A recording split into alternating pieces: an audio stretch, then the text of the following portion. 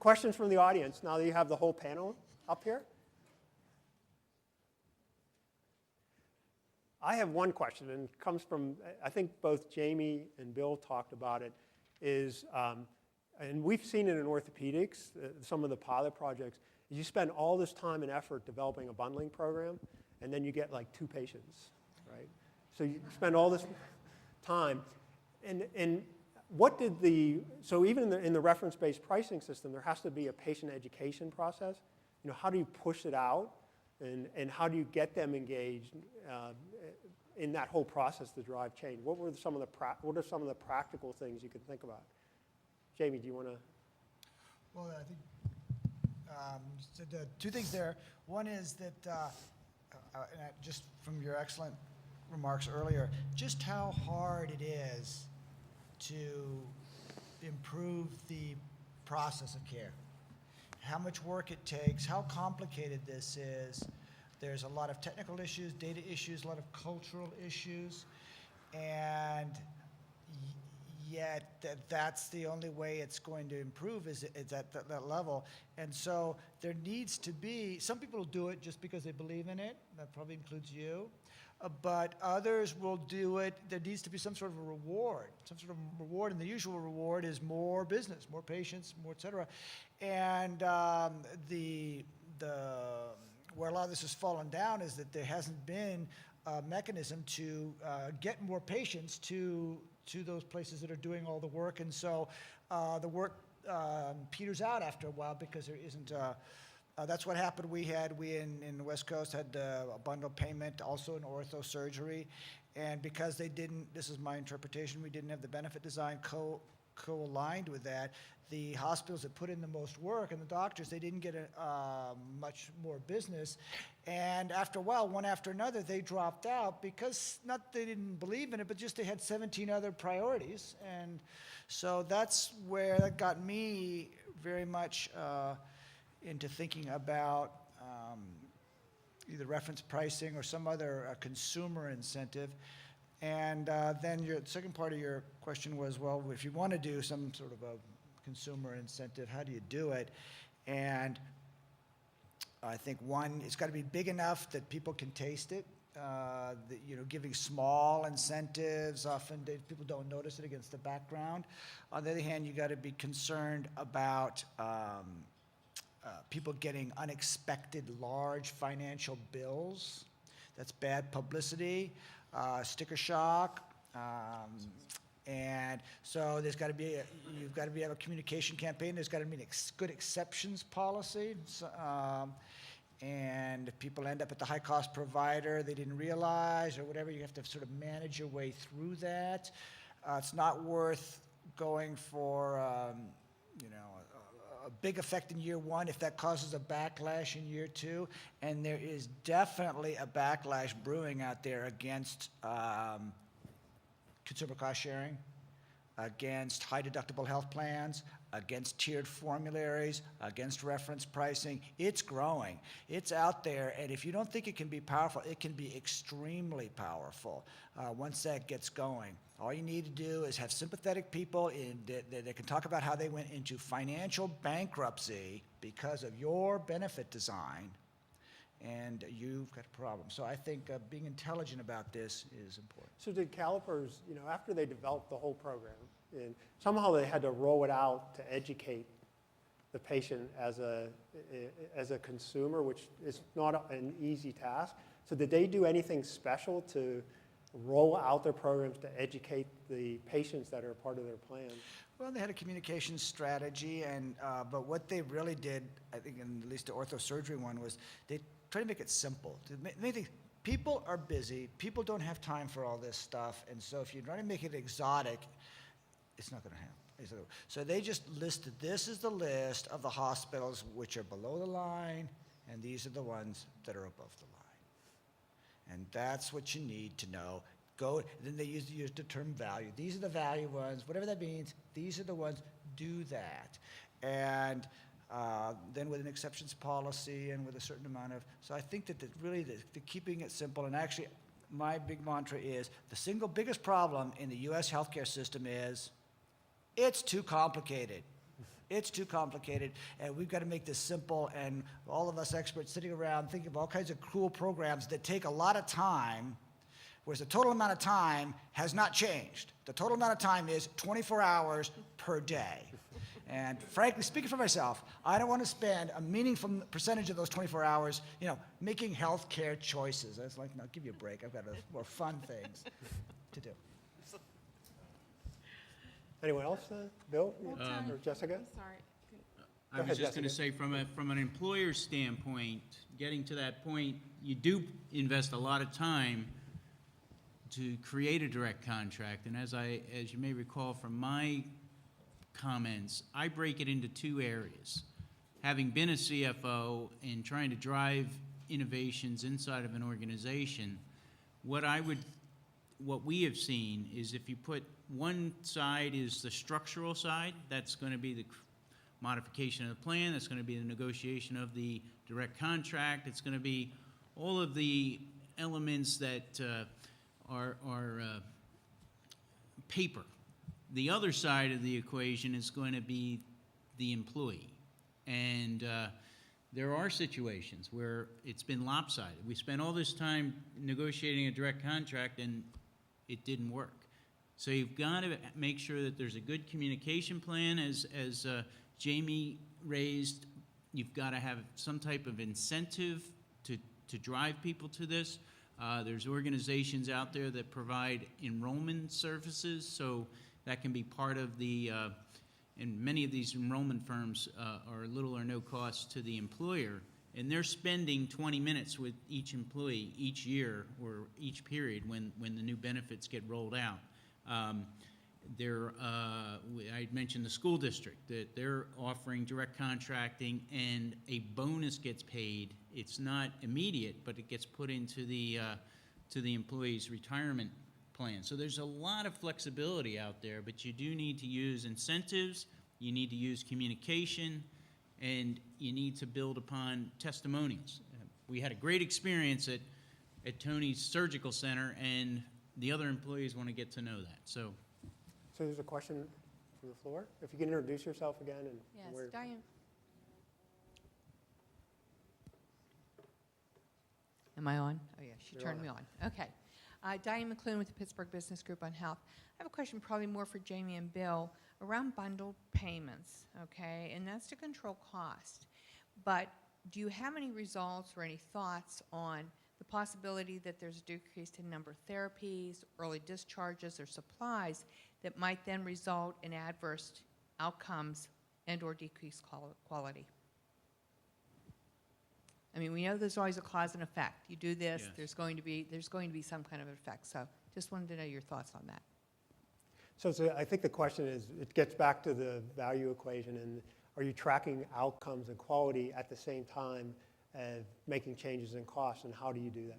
well, we're the one case I referenced is in a direct contracting situation. It enables an opportunity to build those quality outcomes and those employee experiences. I'm not saying that every direct contract goes that extra yard, but we are in our community recommending that happens, so that you can, with each patient that goes through the process, that you have some type of metrics and that there's communication between the provider and the employer. How did this one go? How do we make the next one better? And so forth. So I feel like the tool, the strategy direct contracting can come right to your point. And it just, again, it's having that conversation between the provider and the employer to make sure that both sides are getting what they want out of the relationship. I could I would speak. say- Oh, okay, I'm sorry. No, you go ahead. Well, the mother of all bundle payment is Medicare's DRG system. So the quality impacts of the DRG system have been studied extensively. There's a massive peer-reviewed literature on the topic, and you can do that. I would say that, but just conceptually, any kind of bundle payment, as you move beyond DRGs, currently in APSO is bundling the doctors as well as the facility, bundling the post-acute with the acute, et cetera.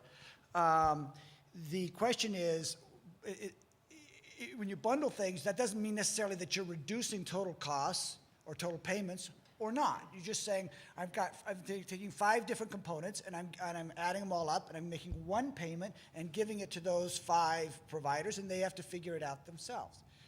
Of course, the payer often says, oh, no, the whole point I'm going through this is to pay less. So I'm going to take 5 different components, I'm going to bundle them together, I'm going to cut off 20% or 5% or something, and then I'm going to give it to the providers and you guys figure it out. My view is that that's not the right way to go.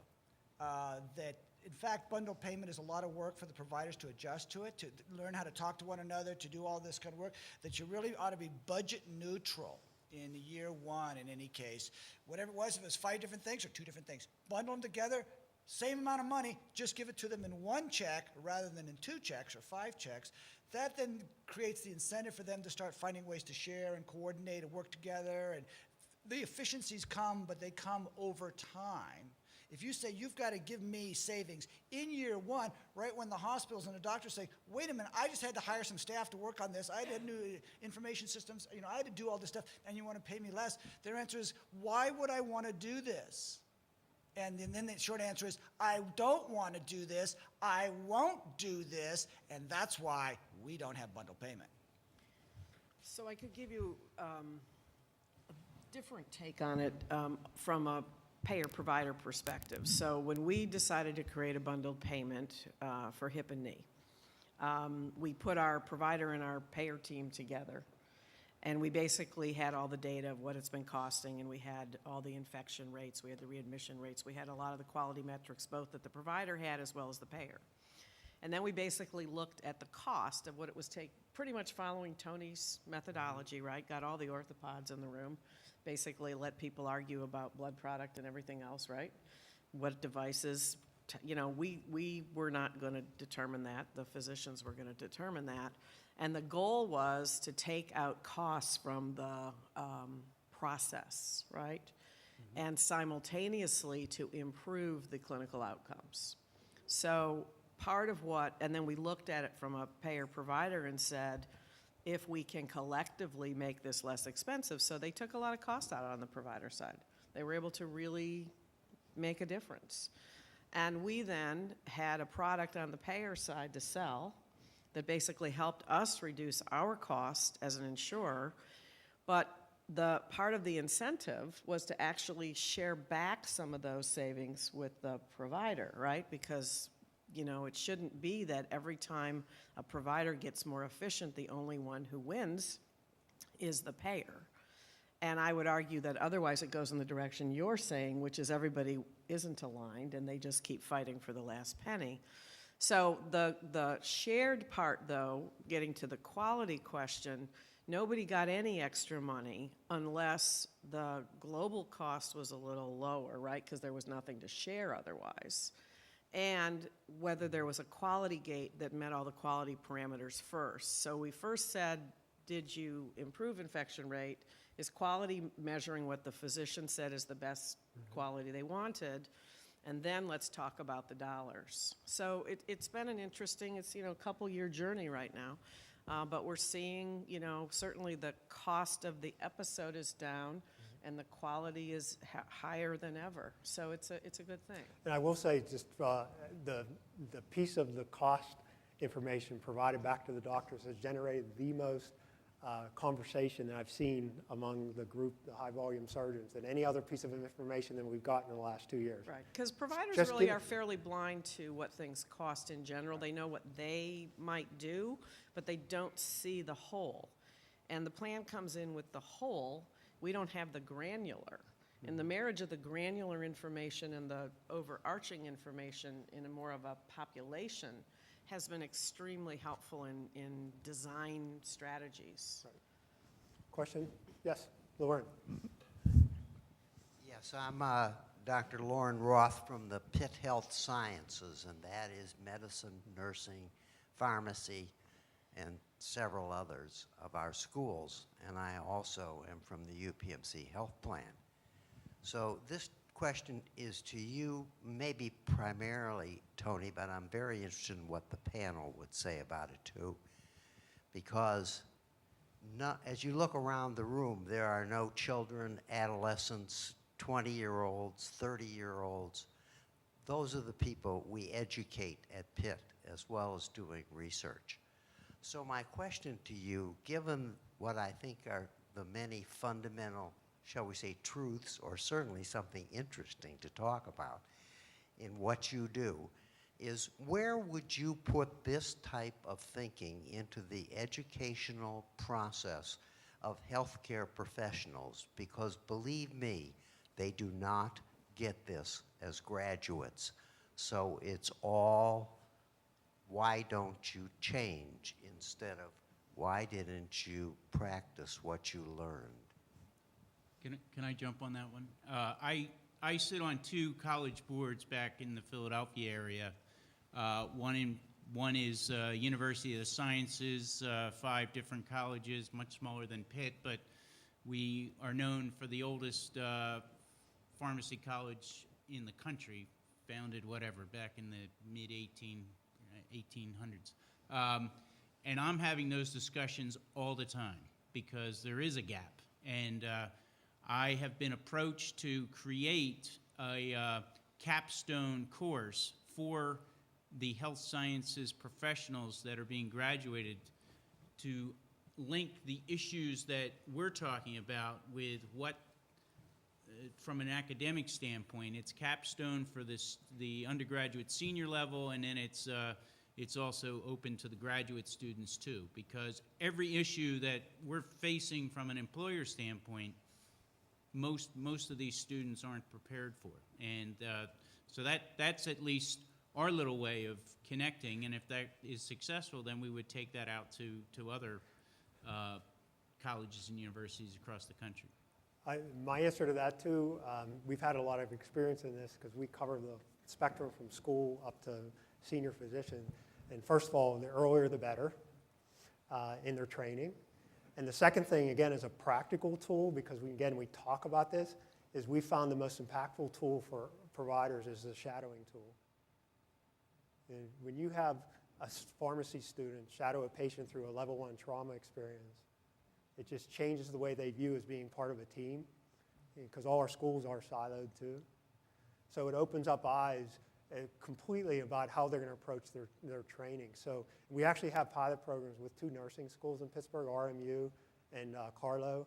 We've worked with the school of pharmacy. There's a group in England that developed from Liverpool that actually built a shadowing tool into their curriculum for medical students. So I would say earlier the better.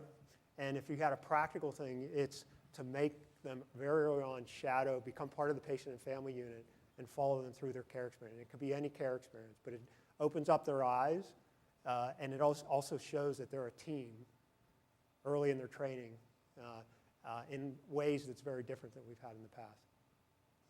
Question? Another question in the audience? Can't see. There's one right in the middle. Hi, I'm Frank Greco. I'm the Assistant Vice President of Human Resources at Chatham University. And I've been self-insured for about 4 years now.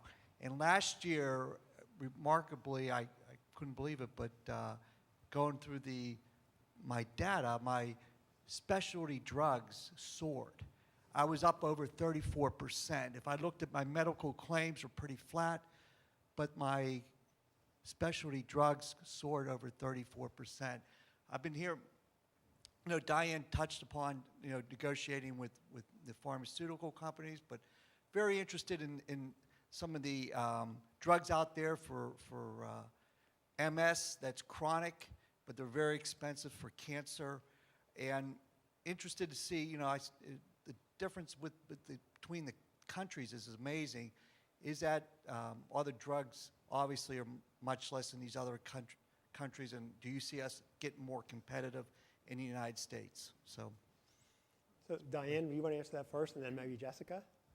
Well, Jamie might have some international data or some comparisons on how you think this is going, but it seems to me all the way from the regulatory issue, which is what are the pharmaceuticals allowed to do? That's a whole set of questions, right? To how do we really look at biosimilars? How do we think about, how rapidly we can get there? there's just a lot of questions. You know, we're working closely. We see this particularly, I mean, it's in a lot of, you know, chronic conditions, but, you know, especially as we go to the orals and as we look at oncology, it's a particularly big driver. So we are actually working very actively with a group of our leading oncologists to try to figure out what are our strategies, what more can we do. They've developed some good pathways, because when you look at some of the medications, you know, some of them, obviously, you want to make sure people get them, but you want to make sure the right people get them, and you want to make sure that they get them at the right time, and you want to look at, you know, you can't afford to waste anything, and these medications are so expensive. So really making sure you're careful there. But I think this is a much bigger problem than, I mean, I think it's a much bigger problem in terms of a federal issue. And I know that I sit on the AHIP Policy Committee, which is the big organization for health insurers, and it is a core leading item in our ongoing discussion around future affordability of health care. Actually, I have a question for Jessica. But Jamie might have I mean, I think it's like I mean, talk about device problems, I mean, how do you think about it? Well, I think that to some extent, get ready. This is wonderful. This is the price of progress. Okay, these drugs, MS, it's a horrible disease. People used to have horrible outcomes. They still have pretty bad outcomes, but the drugs now are much better. People are doing much better. Hepatitis C, we're curing hepatitis C. No one counted up what was the cost of 3 million Hep C positive Americans? What's the cost of that? Well, now that we put $84,000 out there, we can sort of do the arithmetic, and so some of this stuff is just good. And America's just going to have to, you know, pay for it. On the other hand, there's a couple things. First of all, this stuff is very expensive, so appropriate use is very important. Is the right patient on this drug? Very sophisticated management of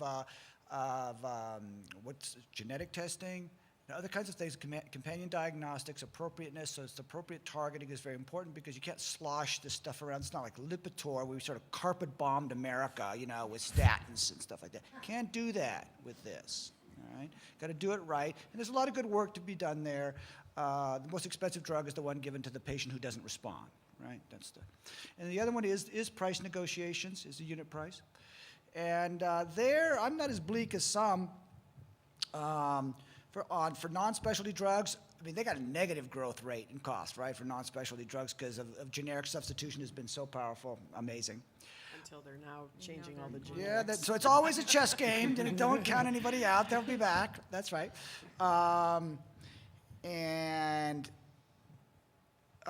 But it doesn't take many products that are therapeutically equivalent to have real genuine price competition. The best example, of course, is Sovaldi and the Hep C drugs. The famous drug, $1,000 a pill, $84,000 per course of care, 3 million Americans. What does that mean? We're all going broke.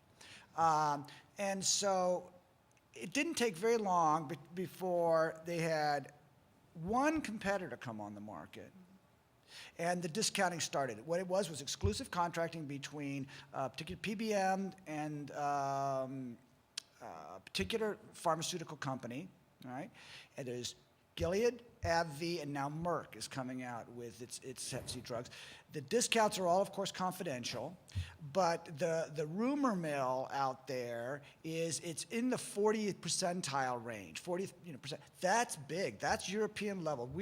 And that just takes a little bit of price competition to get that going. So, we all wish we'd bought Gilead stock a year ago. I mean, whatever. But aside from that, I think, and you see it in the cancer drugs, malignant melanoma's now got 3 basically fairly similar drugs. The price competition is in full swing out there. So I think it's expensive, but you can moderate it.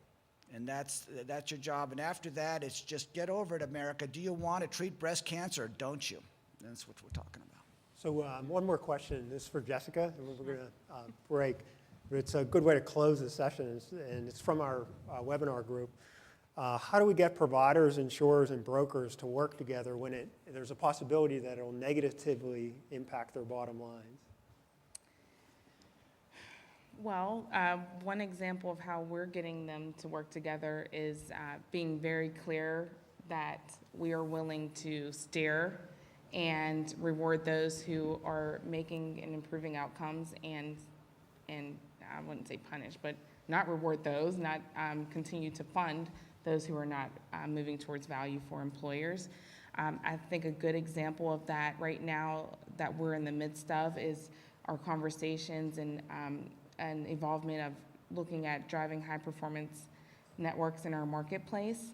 And we have a very large employer who has committed to move forward through that process to see if it's feasible.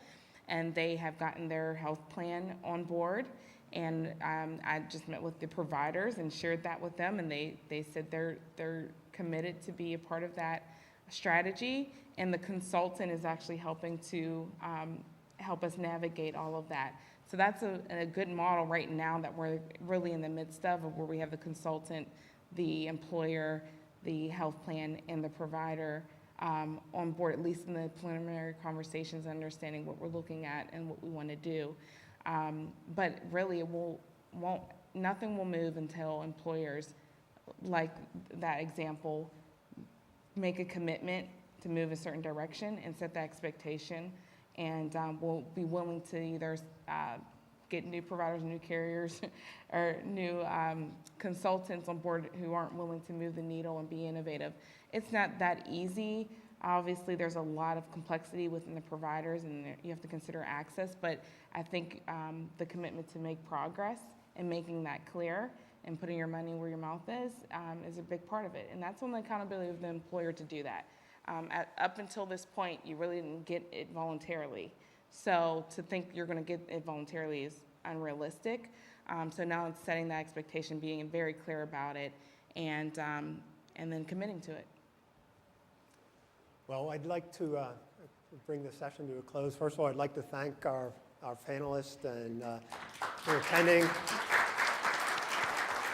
and particularly Jamie for coming again from the West Coast to share his experience and all. And again, thank you very much for taking time on a Friday.